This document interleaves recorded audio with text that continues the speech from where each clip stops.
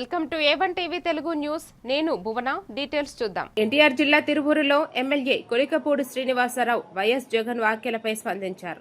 అమరావతి రాష్ట్ర ఏకైక రాజధానిగా ప్రజలు ఇప్పటికే తీర్పు ఇచ్చారని అన్నారు. రాజధాని నిర్మాణానికి అడ్డంకులు సృష్టించడానికి సహకరించాలని సూచించారు. సీఎం చంద్రబాబు నాయుడు రాష్ట్ర అభివృద్ధి, అమరావతి నిర్మాణం, పోలవరం వంటి కీలక ప్రాజెక్టులపై విజన్తో ముందుకు వెళ్తున్నారని పేర్కొన్నారు. ప్రతిపక్షంగా వైసీపీ నిర్మాత్మక పాత్ర పోషించాలని, రాష్ట్ర ప్రయోజనాల కోసం సూచనలు, సలహాలు ఇవ్వాలని ఎమ్మెల్యే కొలికపూడి శ్రీనివాసరావు అన్నారు.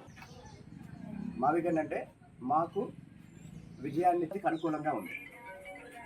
అలాంటి నేపథ్యంలో మళ్ళీ ఎన్నికల అనంతరం అమరావతి నిర్మాణానికి సంబంధించి, అమరావతి రాజధానికి సంబంధించి జగన్మోహన్ రెడ్డి గారు గతంలో మాట్లాడే దానికి భిన్నంగా అమరావతి ఉద్యమం జరుగుతున్నప్పుడు 3 రాజధానులు అన్నాడు.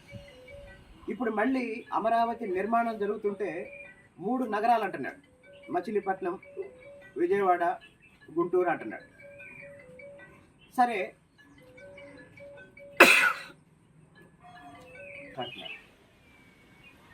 అమరావతి రాజధాని గ్రామాల్లో కొన్ని గ్రామాల రైతుల్ని కోర్టుకెళ్ళమని చెప్తున్నారు, న్యాయ పోరాటం చేయమని చెప్తున్నారు. మీరు న్యాయ పోరాటం చేస్తే మా లీగల్ టీం మీకు అండగా ఉంటుందని చెప్తున్నారు.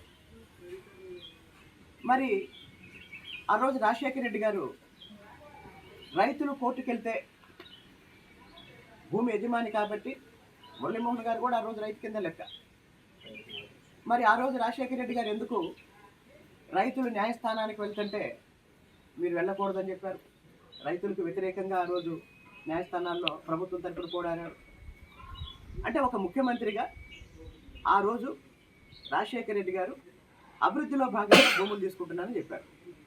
ఈ పేరుతో తీసుకుంటారు. మరి ఈరోజు జగన్మోహన్ రెడ్డి గారు రైతుల్ని ఏం చేస్తున్నారు? రైతుల్ని రెచ్చగొడుతున్నారు. అంటే 29 గ్రామాల్లో మొదటి దశ పూలింగ్లో భూములు సమీకరించిన 29 గ్రామాల్లో అనుకుంటే, రాష్ట్రానికి ఒక రాజధాని ఉండాలనుకుంటే, ఆ రాజధాని ఒక ఎకనామిక్ గ్రోత్ ఇంజిన్గా ఉండాలి అనుకుంటే, అలాంటి రైతులను కూడా